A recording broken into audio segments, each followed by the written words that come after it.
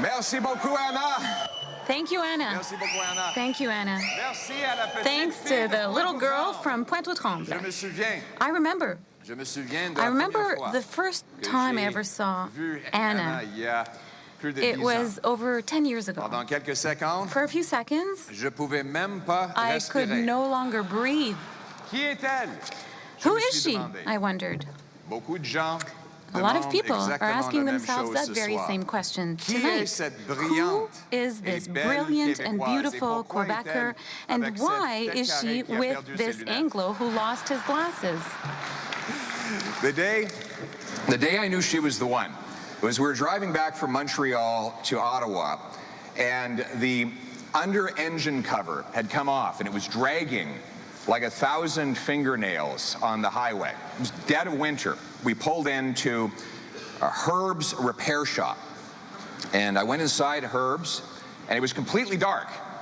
And so I yelled, "Herb, Herb, Herb, Herb." Herb didn't come, so I went next door to the gas station, and they told me that Herb had been out of business for a long time. So then I returned to the car to find that Anna was underneath it, tying it back into place with her hair elastic.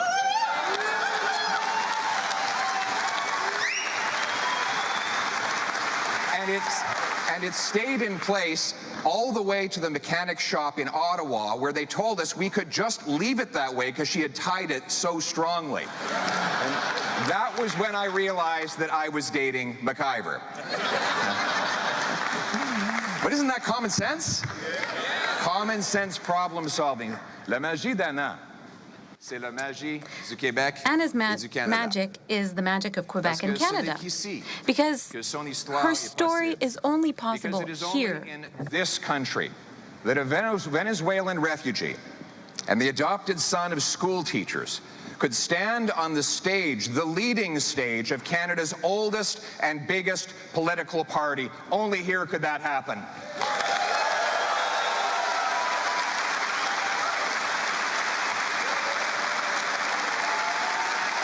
Only in Canada. Only in Canada. Only in our country.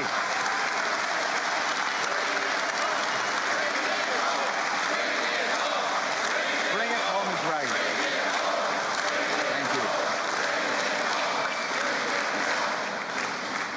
And I want to thank my own parents. It's because they made the decision to adopt me and worked hard in front of a classroom that I now stand proudly in front of this room. Thank you so much, Mom. Thank you, my mother.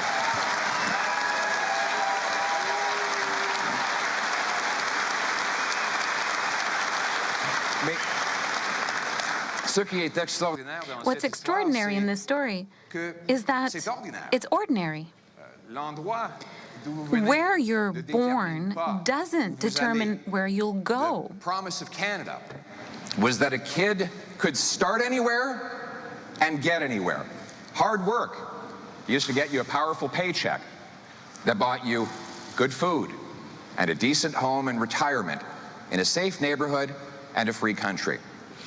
And every generation was just a little bit better off than their parents. That was the promise of Canada. And that is the most important promise Justin Trudeau broke. You see, because politicians often break their own promises, but this is different. This promise didn't belong to him. This promise belonged to all of us.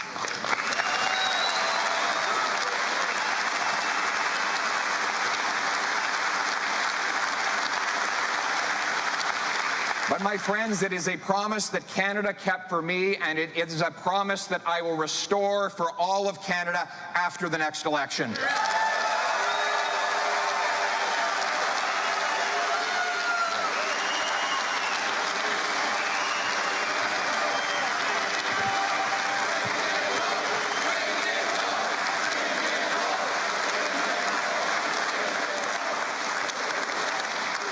Now, we don't know when that election will be, but when it comes, Canadians will have only two options.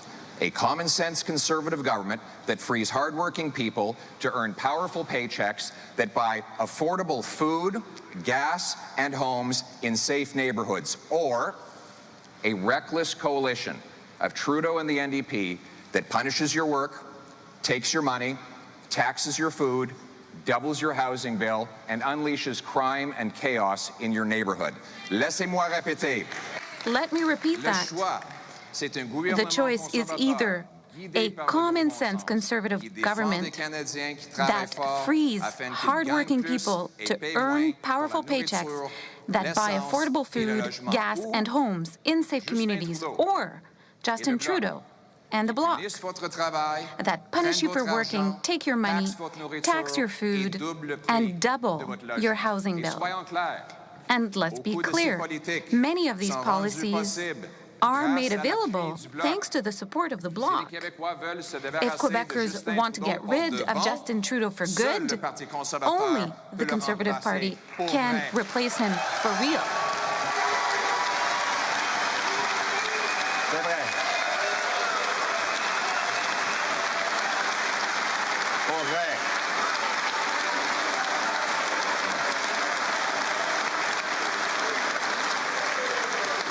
So it's a choice between a country where people who work hard can make their dreams come true, or a country where a government splits people, divides them between good and bad. A government that gets involved in everything but doesn't get good at anything. Smarts, not based on entitlement or inheritance. Speaking of inheritance,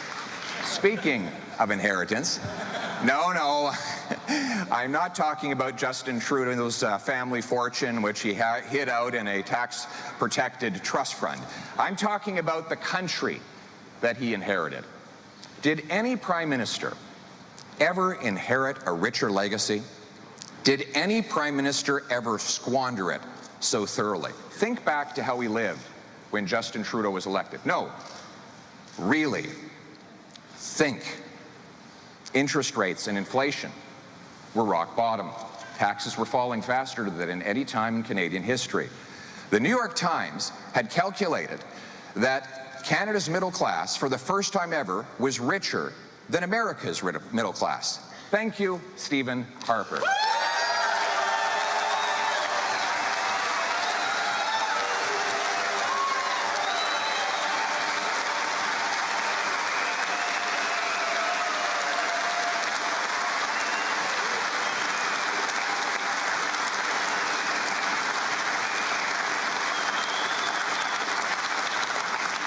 The budget was balanced. Thank you again, Stephen Harper.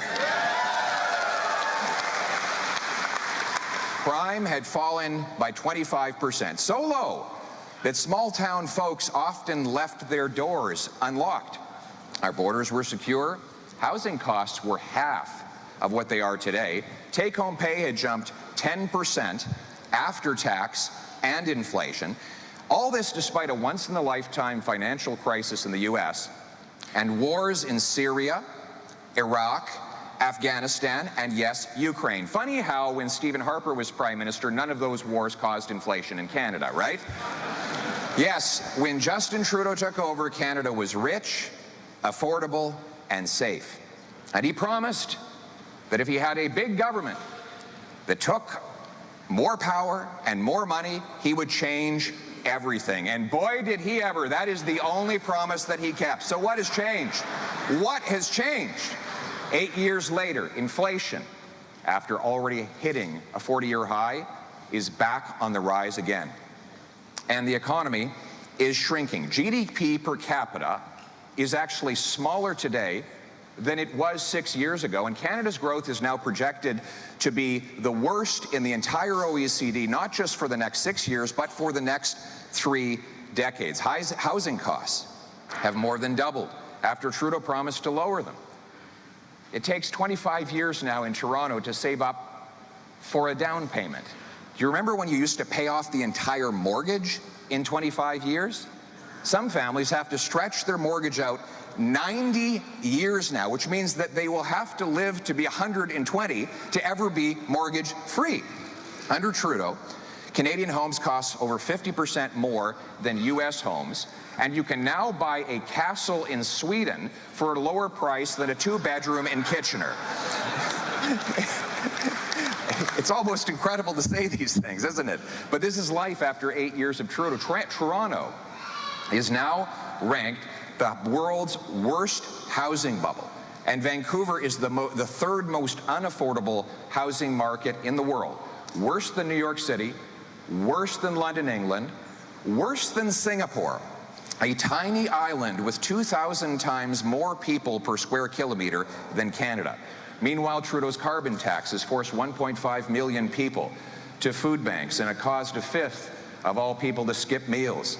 Les aînés vont devoir couper dans leur repas pour payer la taxe Blanchette. Seniors will have to cut down on how much they eat to pay for the Blanchette-Trudeau tax.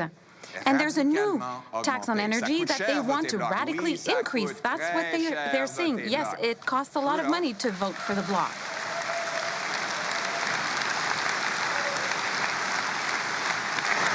And amazingly, Trudeau has doubled our national debt, added more debt than all 22 prior prime ministers combined. And just to end the suspense, the budget has not balanced itself.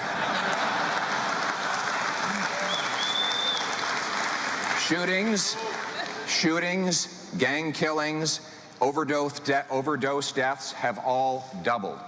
Trudeau is spent, and Canada is broke, or broken.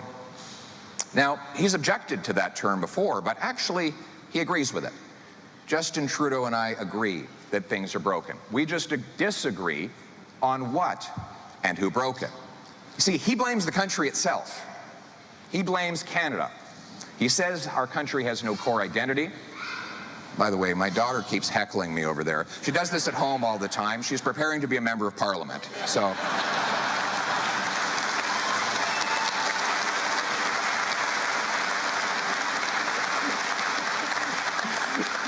Mr. Trudeau says that Canada has no core identity and that it's not the best country in the world. What kind of prime minister, after 8 years of leading a country, would say that it's not the best country in the world? And what does that say about how he's been governing it? J'ai été très soulagé. I was really relieved to come to Quebec and see that the fabulous city Justin Trudeau took out of our passports still exists to this day. Yes. Le Québec existe toujours. Quebec still exists, yes. He's ashamed. He's ashamed of our heritage and our history. And that's why Justin Trudeau took out the Royal 22nd Regiment from our passports, as well as other parts of our history, like Vimy Ridge. He said we didn't have an identity as a country. History, erasing it from our passports. Our great military triumphs, gone. The famous five who secured women's rights, gone. Even Terry Fox had to go. Why? Because there can be no heroes but him. So he replaced these images in our passport with an image of himself swimming as a boy at Harrington Lake and pictures of snowflakes in honor of members of his Liberal cabinet.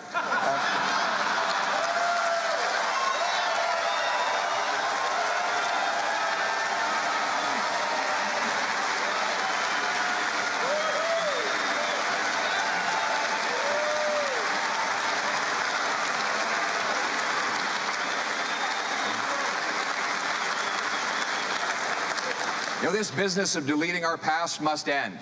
And this is a matter on which English Canada must start to learn from Quebec.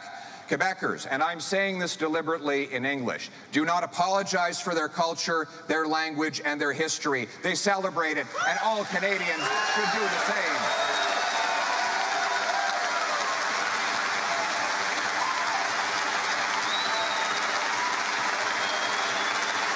Vive le Québec!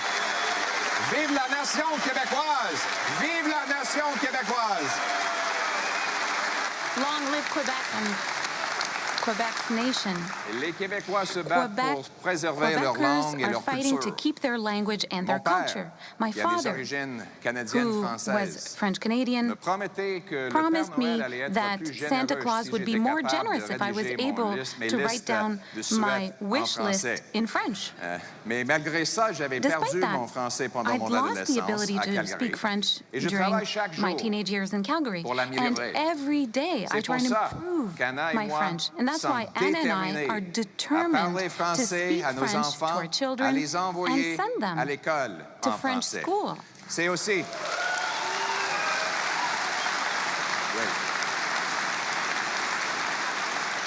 C'est aussi pourquoi j'ai voté fièrement à la Chambre des communes pour une motion conservatrice pour reconnaître la grande nation québécoise.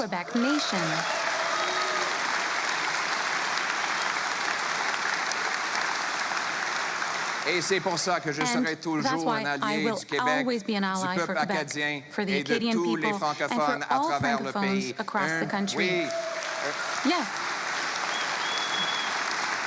Un plus petit gouvernement central fera la place pour un plus grand will Québec make way for a greater Quebec and better Quebecers. But what is worse than what Justin Trudeau thinks about Canada? It's what he thinks of Canadians. He calls them small, fringe, and angry. Recently in Charlottetown, he said everybody needs to stop picking on him because, quote, it's a really tough time to be a politician. Does anybody have a violin? No, Mr. Trudeau. It's a really tough time to be the 74-year-old truck driver I met door knocking in Bowmanville, who just got his eviction notice despite always paying his rent on time. Finding another place will cost him $700 extra per month. He doesn't have $700 extra. So his choice now is to go to his full-grown daughter, his little girl, and ask to live in her basement or become homeless. I didn't know what to say to him. What is he supposed to do? Go back to driving a truck 70 hours a week? He's 74 years old. His back can't take that. But I didn't see anger in his eyes. I saw fear. Mr. Trudeau, if you think life is tough for you, you should meet the carpenter I met at a Tim Hortons in the Sioux, who lives in a parking lot because he can't afford the rent. He wasn't angry either. But I was angry for him because an economy where the people who build our homes cannot afford to live in them is fundamentally unjust and wrong.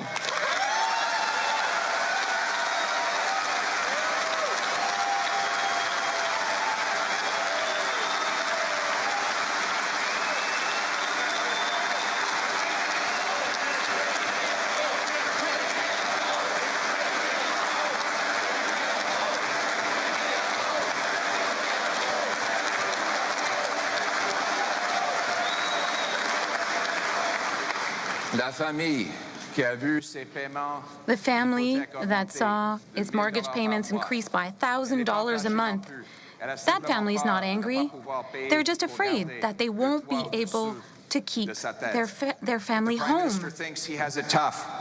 He should talk to our youth. Almost all of them. Almost all of them. We have youth here today, right? Yes, we do.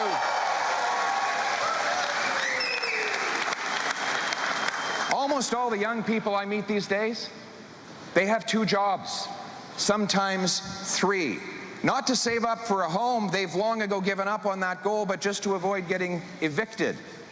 They'd love to have kids, but they're running out of time and there's nowhere to put them in their $1,500 a month studio apartment. 8 years ago, their eyes beamed with possibility. Now they have big black bags under their eyes as they drop off another midnight Uber Eats delivery, their 3rd job. Mr. Prime Minister, our youth are not angry. They're too exhausted to be angry.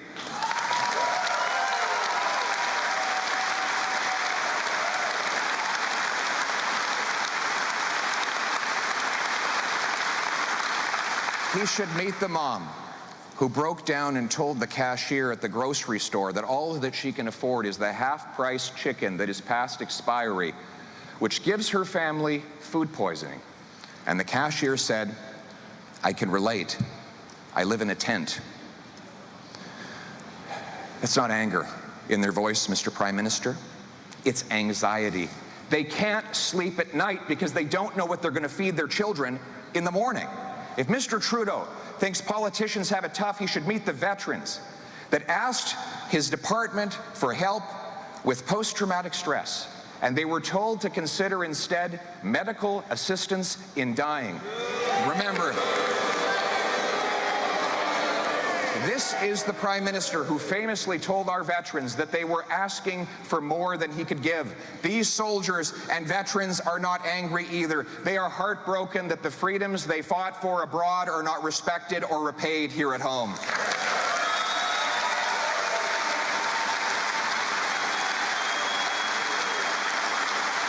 For our veterans, for our veterans, for our veterans.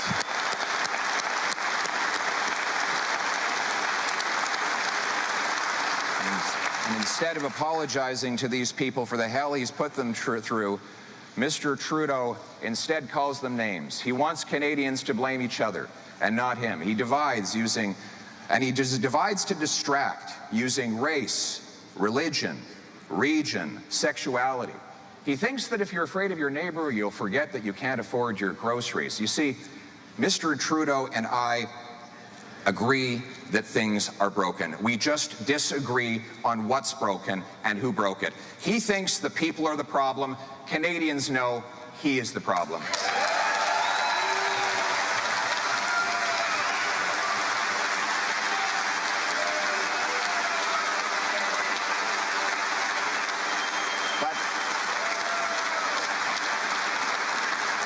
But we won't let him divide us anymore. We won't let him put our country and its people down to push himself up. Canadians are not small or angry. They are big, generous people. They deserve better than this. They no longer have to give up the things that we used to take for granted, affordable homes and foods, to pay for the incompetence and ego of one man. After 8 years, Justin Trudeau is not worth the cost, and he is not worth the country that we know and that we love.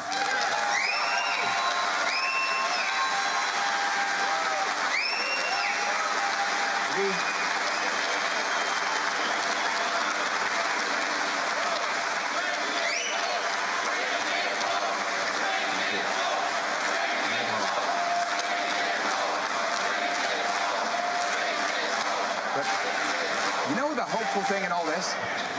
The hopeful thing is we know what the problem is. And we know it can be fixed.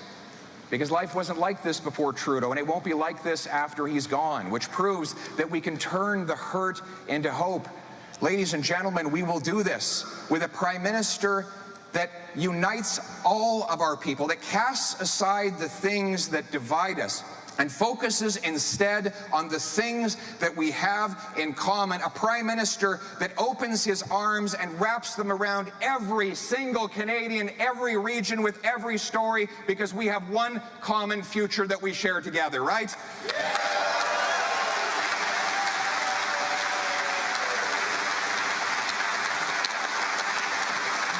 But to get on with the future, you have to have a to-do list. And the first thing on my to-do list is to axe the tax, to bring home lower prices. Axe the tax. Axe the tax.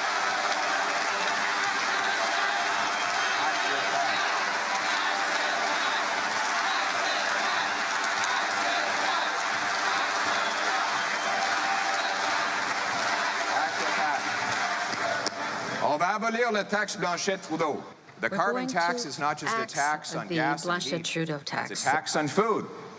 After all, if you tax the farmer who makes the food and the trucker who ships the food, then you tax all who buy the food. And now Trudeau and Jagmeet Singh want to quadruple the tax to 61 cents a litre, forcing seniors to choose between eating and heating. C'est une nouvelle taxe fédérale. It's a new federal tax. This is added onto all of the other taxes that already exist, that have been put in place by Justin Trudeau. But what is the Bloc saying? It's supporting. Yes, but there is a single bone of contention. The Bloc believes that the tax should be radically increased. It should be radically increased. We knew that it was going to be expensive to vote for the Bloc, but let's be clear, the Bloc wants to take the money of Quebecers and to give it to the federal government.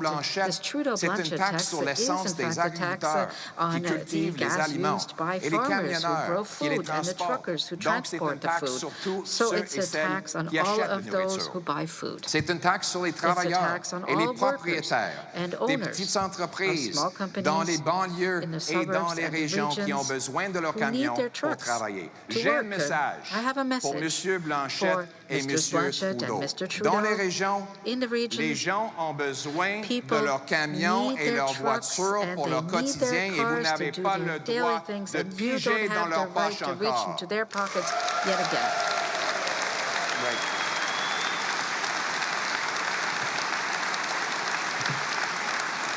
Je vais non seulement abolir la taxe Blanchet-Trudeau, mais je vais mettre fin à la guerre contre l'auto. C'est ça le bon sens. And that is common sense.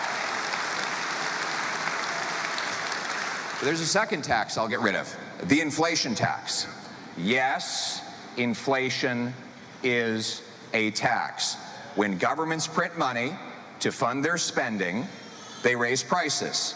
Now, normally with a tax increase, you have to have a vote in the House of Commons to change the law, raising a rate or introducing a new tax, a new levy. That is a rule that has lived for 800 years since the Magna Carta required the Crown get the consent of the people before taking their money. But politicians have since that time found a sly way around the rule. Instead of passing a law to raise the tax and being held accountable for it by the people who pay the tax, they just get their central banks to create more money. And that money, of course, goes into the economy and bids up prices. It is a sneaky tax because politicians don't have to vote on it. But it's also an immoral tax because it steals from the seniors' savings, the workers' paychecks, and takes food from the mouths of the working poor. It is a silent thief, quietly picking the pockets of the poor. It is there, pulling money out of the wallet of the elderly grandmother as her $100 all of a sudden only buys $80 of groceries. And there it is again, the thief, reaching into the bank account of the young family who now has to wait 25 years to save up for a down payment. The radical money printing deficits of Justin Trudeau, funded with newly created cash, caused the money supply to grow in coins, bills, and bank deposits from $1.8 trillion to $2.4 trillion. A mind-blowing 32% increase in the supply of money while the economy grew by 4%. In other words, the amount of money grew 8 times faster than the stuff that money buys, which bid up the cost of everything. And now Trudeau forces the same people who suffer from his inflation to pay higher interest rates to stop it. Recently, former Liberal Finance Minister John Manley said Trudeau's deficits were pressing on the inflationary gas pedal, which forces the Bank of Canada to press on the brakes with higher interest rates. These higher rates now collide with the very over-indebted families who the government encouraged to take on overpriced mortgages to buy overly expensive homes. Time is running out for these families. If rates rise before these families renew their mortgages, they will lose their homes. My common sense plan cuts waste and caps spending to bring down inflationary deficits and interest rates so Canadians can keep their homes. Here's how we'll do it. When I'm Prime Minister, we'll adopt a dollar-for-dollar law. It works the same way you run your personal finances at your household, the way single moms and small businesses budget. When they increase over here, they decrease over there to pay for it. So this is appealing, not just to the common sense of people managing their household budgets, but to the basic reality of economics as described by the great Thomas Sowell, who said the first law of economics is scarcity. People always want more than there is to have.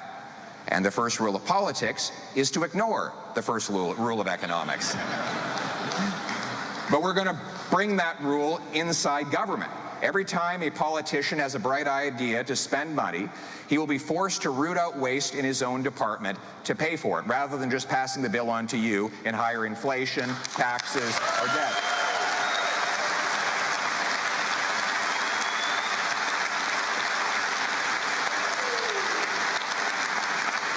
Speaking of waste, we will cut waste. We will get rid of the wasteful and pointless $54 million ArriveCan app.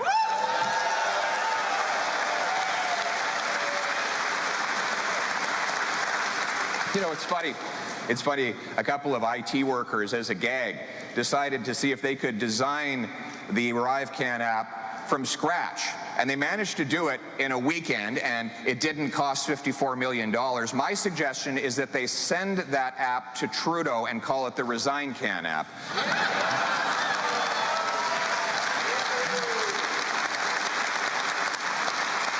We'll end the $35 billion infrastructure bank that, despite paying bonuses to executives, has not completed a single solitary project yet.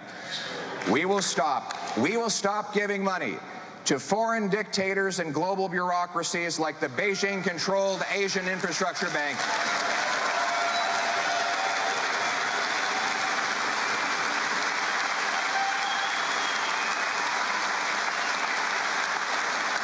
Trudeau gave the Asian Infrastructure Bank $250 million of your tax dollars to build the same pipelines and highways over there that we can't build over here. When I'm Prime Minister, there will be no more of our money going out of this country to most multinational bureaucracies that are corrupt or foreign dictators. We will bring home our money for our people in this country. Bring it home. Bring it home. Bring it home.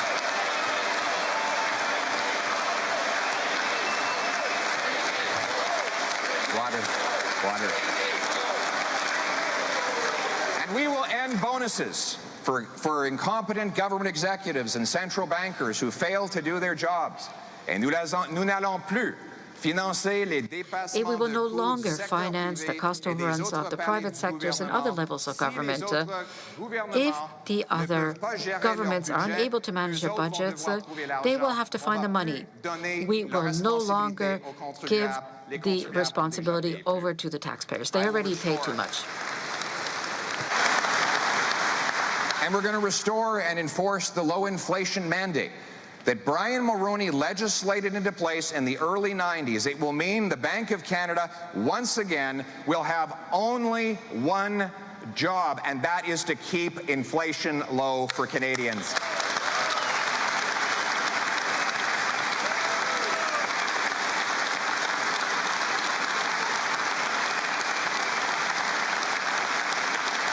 You know, it's funny that balancing the budget to keep inflation and interest rates low was the unanimous policy of all the major political parties at all levels of government for 30 years, right up to the radical departure under Mr. Budget's balance themselves. Think about it. Mulroney, in fairness, Chrétien, Martin, Harper, even NDP provincial governments believed that budgets needed to be balanced, not for the accountants, but to protect future funding for our schools, hospitals, and roads.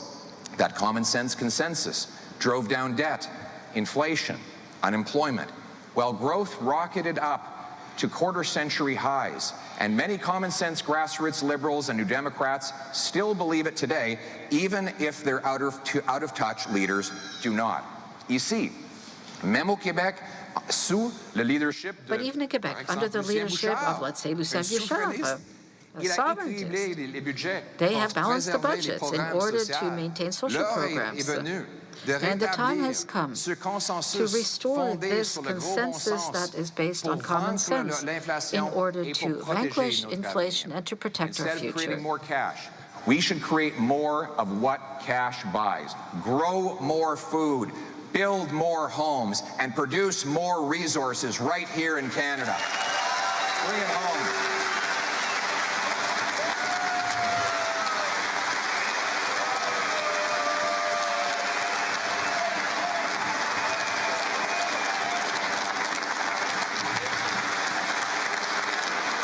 So let's start with homes.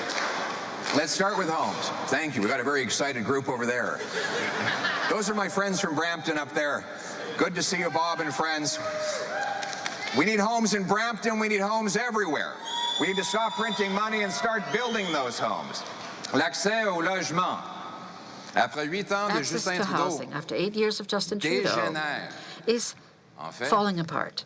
In fact, we could even say that it is a degeneration, falling apart, just like the song Mes aïeux, my ancestors, which is what about you? You no longer know what you're going to do. In your little 3.5, which is much too expensive, and it's cold in the winter. And sometimes you want to become an owner. And one day you dream that you'll have your little small plot of land, right? Just a little plot of land. Just a very small plot of land.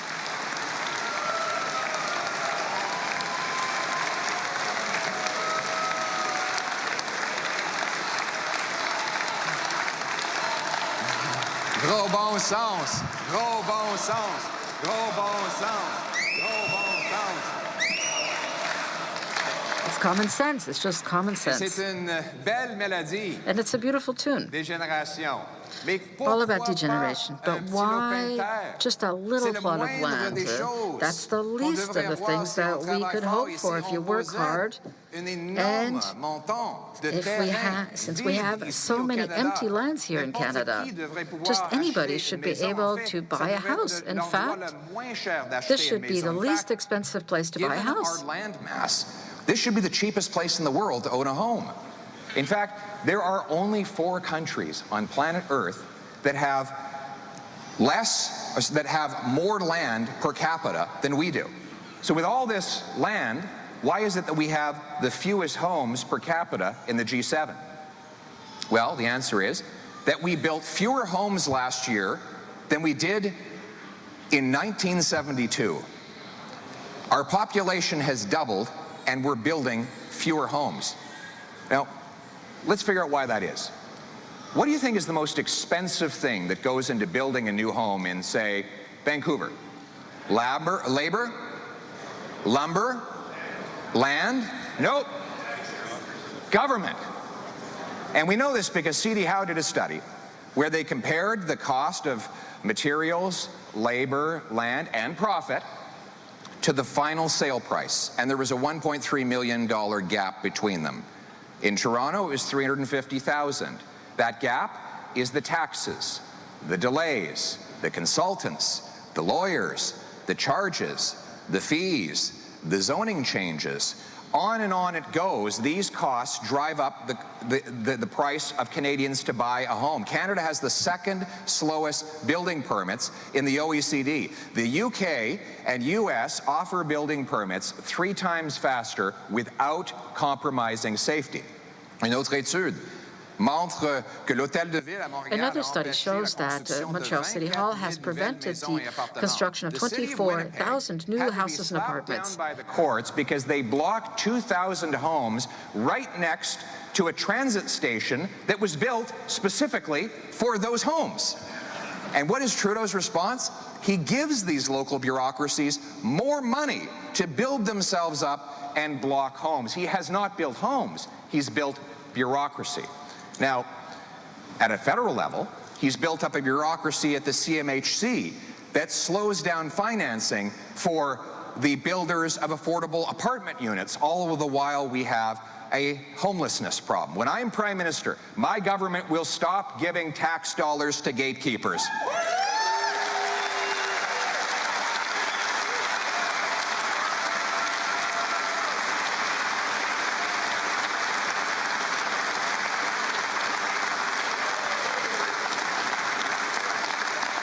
My common sense plan is to have a new funding formula that links the number of federal dollars cities get for infrastructure to the number of houses they allow to be completed.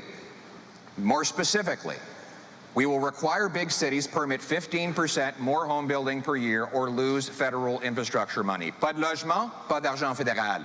2, those that beat the 15% target will get a building bonus, right? Incentives work, and we will pay for results, for roofs over heads and keys and doors, not for promises. Je vais payer pour les résultats et I'm non going to pas pay for pour les results. I'm promesses. not paying for To get federal promises. funds for transit stations, cities will be required to permit new high-rise apartments all around future transit stations that are funded by the federal government so that our seniors and our students can live right next to the bus and train. And I will sell off 6,000 federal buildings and thousands of acres of federal land so that we can build.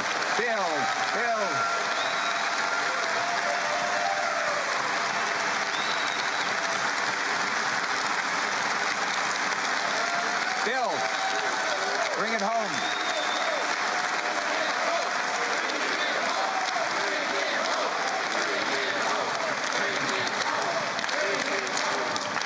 You know, it just warms my heart to think of the beautiful family rolling up in their U-Haul to their wonderful new home in the former headquarters of the CBC.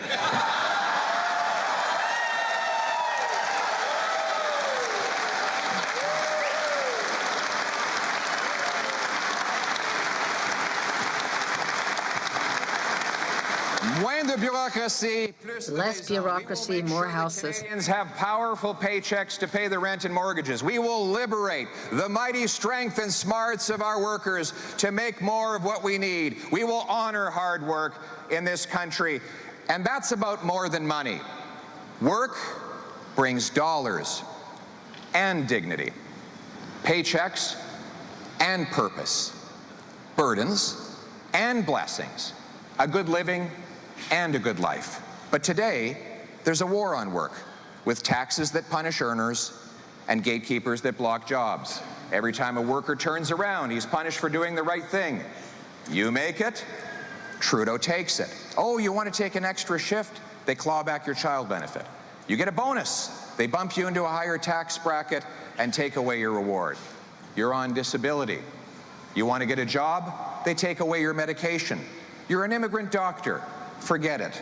You're stuck on minimum wage with no way to prove your qualifications. A single mother in Ontario earning $50,000 a year who goes out and earns another dollar loses 96 cents to clawbacks from the federal, provincial, and municipal governments. Une mère monoparentale au Québec pourrait perdre. A single mother in Quebec could lose up to 80% on the next dollar that she earns. Marginal effective tax rate, or meter. You've heard of a parking meter, right? You pay to park. A work meter is when you pay to work, right? No good deed goes unpunished. Ça me rappelle de l'histoire du garçon qui demande. That reminds me of the story of the little boy who asks his dad, "Daddy, what's a tax return?" Dad says, "Well, it's the opposite of your report card. It is when you work well, then you're punished." It's true. A tax form is the opposite of your childhood report card. The better you do, the more you get punished, right? But it's not just a matter of money. It's a matter of hope. When people find that no matter how hard they try, they get nowhere, they say, what's the point? They can't move forward. In fact, they can't even see forward. Humans need to progress towards an achievable goal. They need to feel valued and valuable. Le travail, c'est plus que gagner sa vie. Work is more than simply earning a living. Work leads to an important life. And my plan will reduce taxes so that work once again becomes valuable. Cuts income taxes so that you bring home more of each dollar you earn, and hard work once again pays off in this country. Bring it home.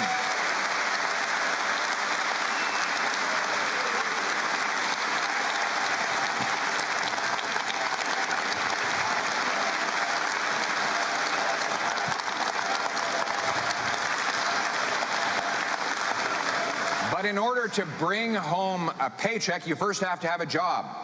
And that's why we will cut taxes and red tape to bring home our businesses, our money, and our jobs to Canada. We will work with the provinces to create a merit-based Blue Seal qualification system so that immigrant professionals, like the 20,000 immigrant doctors and 32,000 immigrant nurses currently banned from working, can take an exam, prove they are qualified, and if they are, get to work earning powerful paychecks, reducing wait times in our hospitals.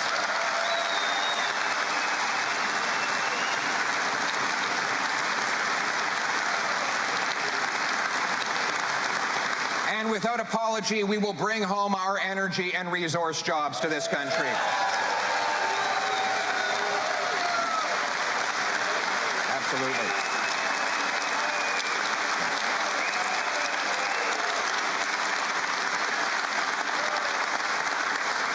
Canada has the know-how to unlock the massive energy in our waters, our rocks, and even our atoms. Yet the Trudeau government has blocked, in different ways, almost every form of energy we have. Yes, we all know that they shamefully killed pipelines in favor of foreign dictator oil, but it's not just oil. When the Germans and the Japanese came knocking, asking for our natural gas so that they could break their dependence on Putin, Trudeau said, "No, go call the Kremlin. There's no business case." Well, apparently nobody told the Americans that there's no business case. They built 6 liquefaction facilities. No one told the Qataris they more than doubled their production. No one told the Germans, who took a natural gas liquefaction facility from concept to completion in 194 days. And yet, Justin Trudeau has blocked the completion of all 18 natural gas liquefaction plants that we had proposed when he took office. And this is crazy. We have 1.3 trillion cubic feet of natural gas, and we can liquefy it with 25% less energy. Why? Because of our cold weather. It makes it cheaper to liquefy gas here than in the United States. It's cold in Canada. It was so cold in Ottawa last winter, Justin Trudeau was seen with his hands in his own pockets.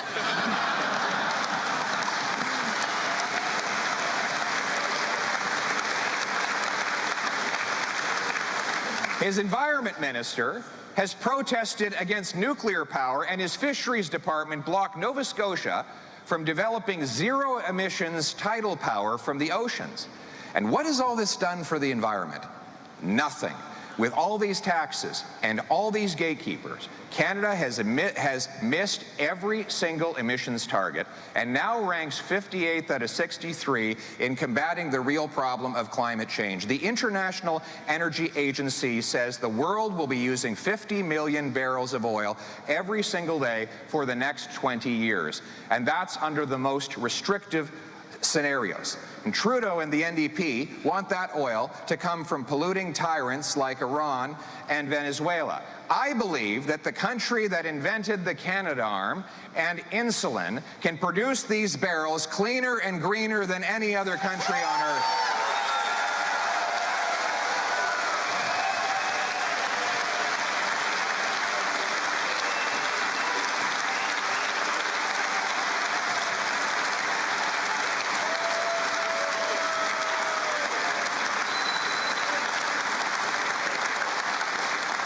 My common sense plan repeals the anti-resource law, Bill C-69, and replaces it with a law that will protect our environment, consult First Nations, but get projects approved in 12 months, not 12 years. We will support Newfoundland's plan to double its energy production, ending the need for overseas dictator oil being imported to our country altogether. We will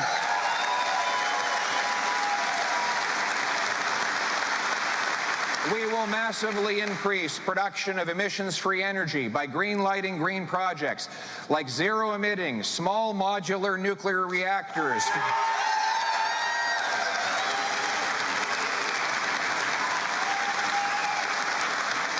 So that New Brunswick, Ontario, Saskatchewan, and Alberta can have this clean energy.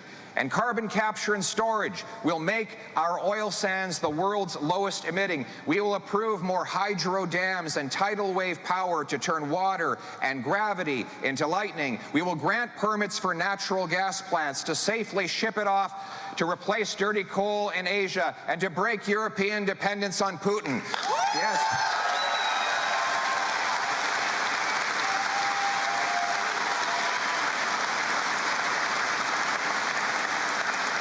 We will harvest the minerals of electrification from our mines using our workers rather than importing them from Justin Trudeau's favorite coal-burning dictatorship.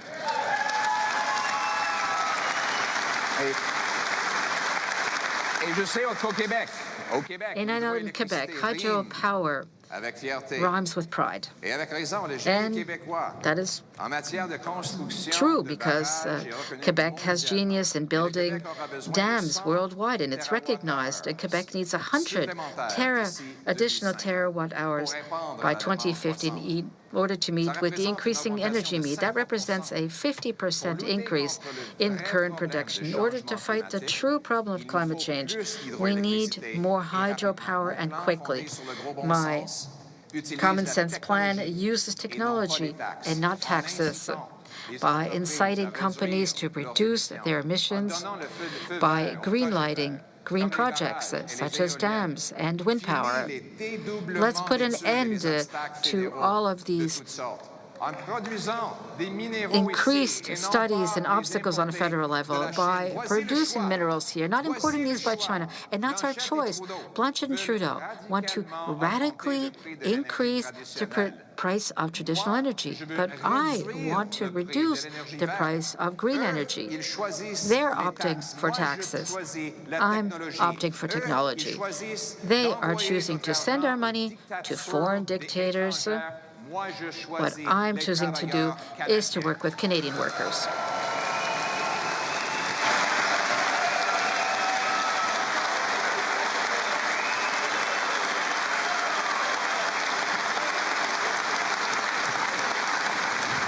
So here's the choice between the costly coalition and my common sense plan. They choose taxes, I choose technology. They push up prices of traditional energy we still need. I'll push down prices of carbon-free alternatives. They put stop signs in front of our workers. I will greenlight green projects, and most important, they send dollars to dictators.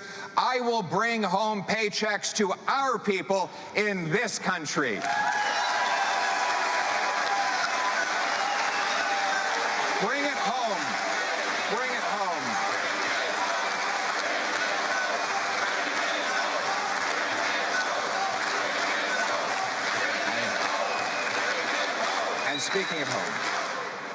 And speaking of home, home will be safe again. As a result of Trudeau's catch-and-release policies, crime, chaos, drugs, and disorder are common in our streets.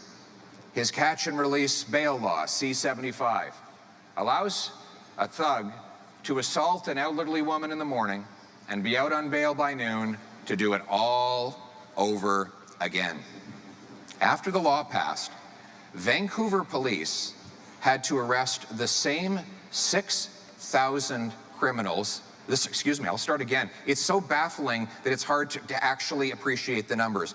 They had to arrest the same 40 offenders 6,000 times in a year. That's 150 arrests per criminal per year. The good news is we don't have a lot of criminals in Canada. The bad news is they're very productive.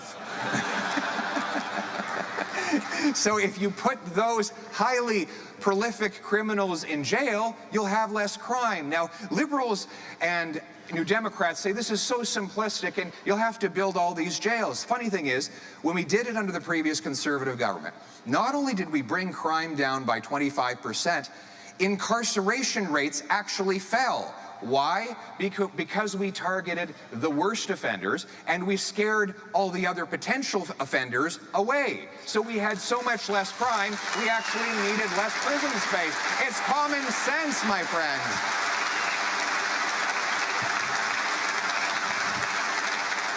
Le Bloc a voté en faveur The Bloc de ce voted projet de loi de for this libération bill rapide des for récidivistes quick release violents, and repeat tout of en offenders, all the while l'interdiction des armes supporting de chasse. the J'ai un banning message of pour hunting Yves rifles. François I have a Blanchet. message for Yves Ce n'est François pas le Blanchet. chasseur It's not de the hunter Saguenay in the qui Saguenay cause la region criminalité who's responsible au for the centre-ville crime de taking Montréal. place in Ce sont downtown les Montreal. criminels que vous voulez It's the libérer repeat qui ont offenders that you want to causé liberate ce crime. who I have a message for have committed Justin these Trudeau. crimes. It's not the hunter in Labrador that's shooting up downtown Toronto. It's the criminals you keep releasing. Let's leave our hunters alone and respect our lawful and law-abiding firearms owners.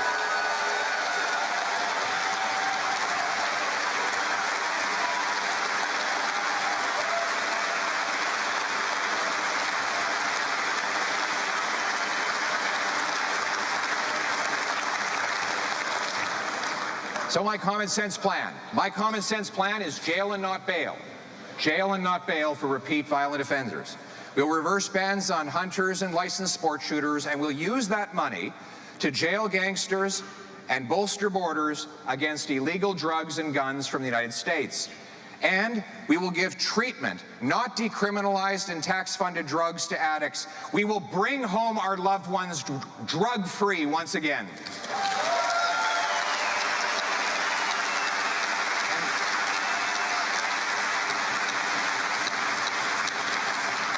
Using the dollar-for-dollar principle, we will pay for it by suing and collecting hundreds of millions or billions of dollars from the corrupt pharmaceutical companies that profited by lying about the dangers and addictiveness of the opioids that have caused this hell on our streets.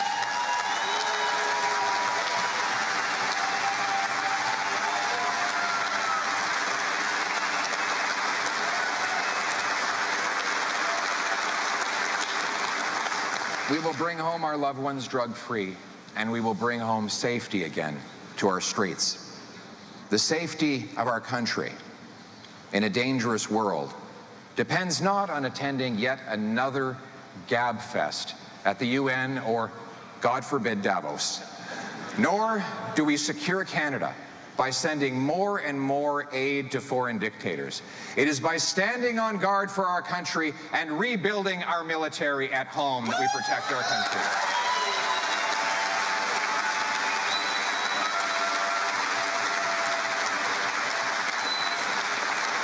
Absolutely. Give it up for our soldiers, sailors, airmen, and veterans.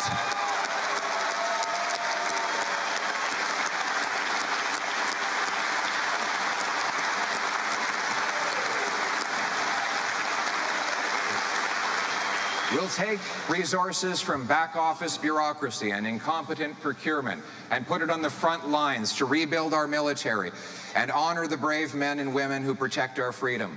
But they didn't fight for our freedom abroad so the Prime Minister could take it away at home. He said he admires the dictators in Cuba and Beijing. His radical censorship laws, which Margaret Atwood called creeping totalitarianism, and which make news disappear from social media, violate our constitutional freedom of expression. We will repeal Justin Trudeau's censorship laws and restore freedom of speech on campus, online, and everywhere in Canada.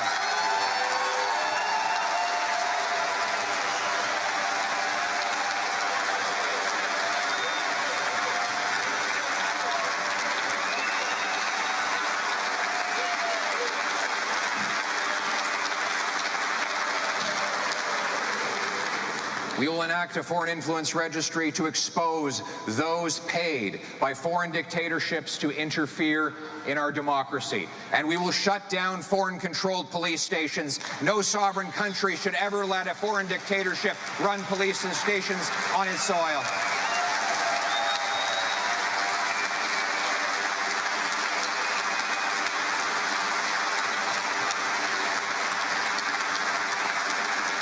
In sum, we will bring home control of our democracy, give people back control of their lives, and make Canada once again the freest nation on earth.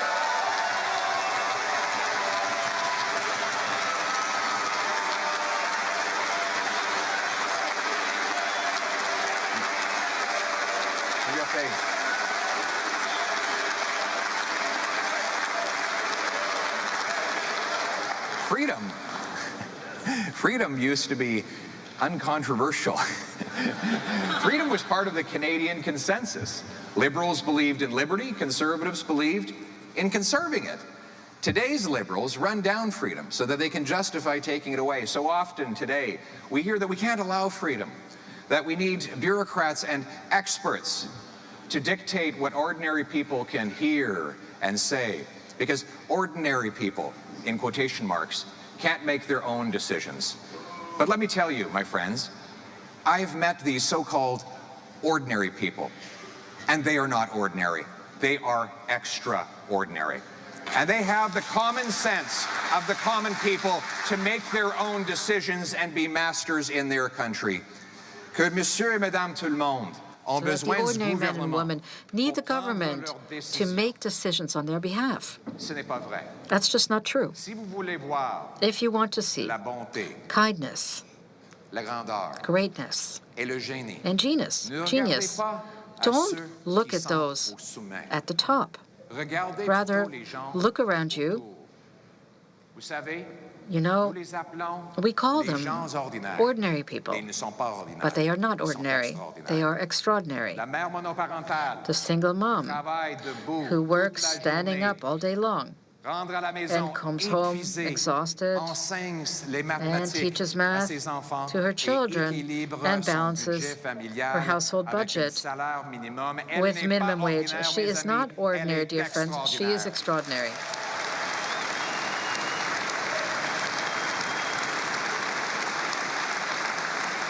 L'agriculteur And the capable farmer de who's able to manier work science, with science, sol the et soil, and storms, pour amener la in nourriture order de son to bring champ jusqu'à food votre from his assiette n'est field pas to ordinaire, your il plate est is not extraordinaire. ordinary. He's L'électricien extraordinary. qui capte The electrician la foudre who's able et leur to fait capture passer dans lightning un fil and bring de it through a cuivre copper wire pour nous éclairer, to bring us lighting. il n'est pas ordinaire. He is not Il ordinary. est extraordinaire. He is extraordinary. Mes amis, Dear friends, ces gens sont these censés people d'être are maîtres chez eux. supposed to be Même masters s'ils of their ne own sont domaine, pas even célèbres. though they are not Lorsqu'ils famous. meurent, When they die, leurs noms ne sont pas their dans les names manchettes. won't make any Il n'y a pas headlines. d'éloge à la Nobody Chambre des will be communes. speaking about them at the House Sans of Commons. trompette, They ni will go tambour. without fanfare. Ils ont porté leur famille. And they have raised their leur communauté families, and they have supported their et leur communities nation and their nation, sur and they leurs have épaules. carried them all on their La vraie own bonté, shoulders. la True vraie goodness, grandeur, true le greatness, vrai true génie. Ce genius. sont ces gens. It's Notre those raison d'être people. est de This se is faire leur champion our raison d'être, avec and we need to leur turn them bon into our sens champions unis with their autour d'un common sense, idéal which commun, are all le Canada, united a notre single chez nous. ideal, that is Canada, our home.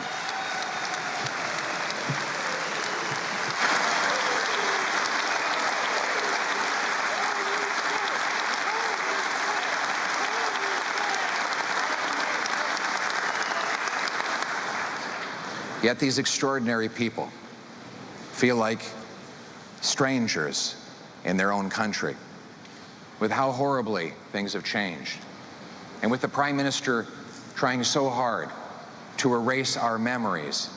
It's easy to forget how good things were and how much better they can be. You know, the most important job of any leader is to bring hope. Hope is what Canadians need now more than ever. Hope is something that you feel, but it's hard to picture it. So let me paint a picture for you of students laughing and walking down safe streets to class, the distant drumming of hammers driving nails through Canadian lumber into yet another beautiful new Canadian home. Shopkeepers sweeping clean storefronts at the end of another day, waving to seniors heading home with a car full of groceries and change in their pockets. As daylight fades to night, kids are heard pleading for 10 more minutes of street hockey before bed, and then quiet.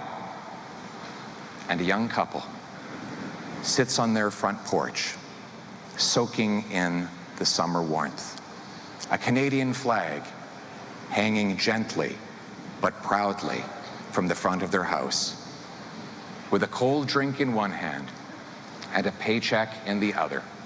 They look into each other's eyes in a way that can only say, the hard work paid off. The sacrifices were worth it, because finally, we're home. Ladies and gentlemen,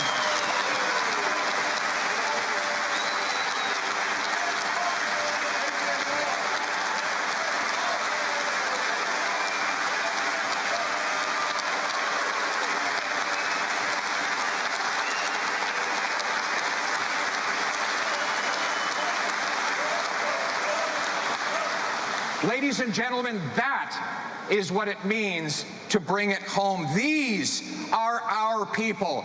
This is our country. This is our home, your home, my home, our home. Let's bring